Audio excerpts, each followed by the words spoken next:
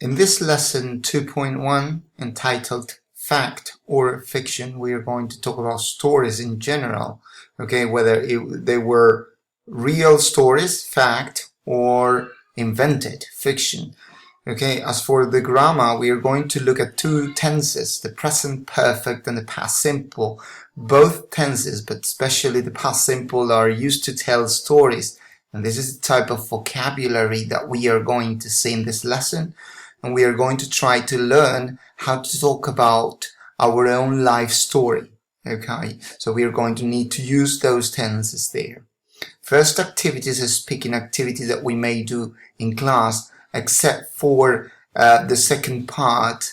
In this one, you are supposed to do the quiz here. This is the quiz here, Hollywood versus history, and decide if each question is fact, fiction, or partly true. So what you need to write is fact, fiction, or partly true. Then you'll move to a vocabulary activity, types of stories, and you're supposed to look at the types of film stories in the box here. So the biopic, the docudrama, the disaster, romantic, comedy, period drama, fantasy or science fiction, psychological, thriller, action, adventure, mystery or crime, and match them with the descriptions here. Here are the descriptions from A to letter I.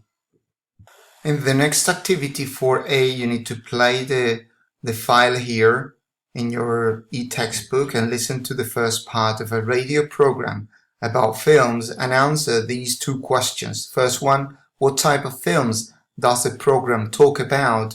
The answer is 2 words. And then the second one, why are these films so popular? And you will have fill in the gap activity there, saying people like watching films which give them more, and then you have a gap about a person, or and then a gap, etc.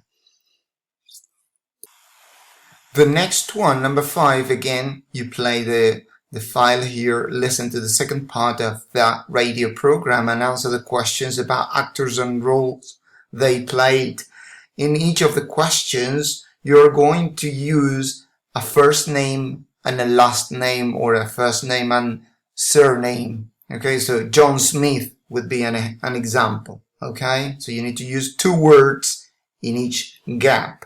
In exercise 6A, you need to complete the gaps here where each gap corresponds to 1 word. For example, Hollywood has always used, and the right answer for this is true stories in its films. Okay, so you will have a gap for these 2 words in the platform, and so on for the other ones. This one also contains 2 words. Later you can even play this file and listen to all these sentences well pronounced for you. In activity 7A, you need to read the sentences in exercise 6A and underline as examples of the present perfect and the past simple. What I've done in the platform is write the present perfect forms first, and you put them in the right order. So if you go to the activity, you take this one and put it in number 1, has always used, and that's the full form of the verb. Okay, that would be the first form of the present perfect. Okay, you use them in the order of appearance in the sentences.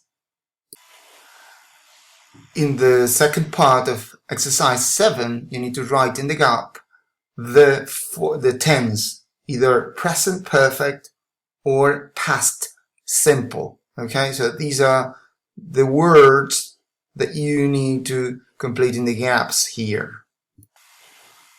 In the third part of the activity, 7C, you need to again look at the sentences in the previous activity in 6A and say which rules or where the rules are used. For instance, rule number 1, this one, is used, for instance, in sentence number 4. So you'll write the number 4, but there is another one. Okay, and and so on for the rest of the examples.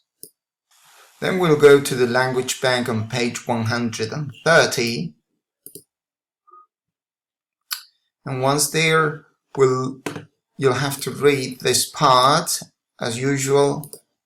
Once you do that, you'll do these two activities. The first one, you need to tick the correct sentences. So you just need to write the letter, either A or B. For instance, in the first one, I've been to India last year, or I went to India last year. Obviously, the second one is the correct one. In the second part, what you need to do is rewrite the dialogue using the words that are suggested here and including this one here, both the question and the answer. Remember, in this type of activities, you're using sentences. So the first one is a capital letter, and at the end of every sentence, there is a punctuation mark. Okay, so the first one could be, have you ever been here before? And the answer would be, no, I haven't. Then we'll go back to page 21 and you'll do activity 8A and try to see the difference between the pronunciation of one and the other. Pay attention to this. V. This is like when you bite your lower lip. V. V. And this, try to notice the S, his, decided, we've met in here, or they've spent.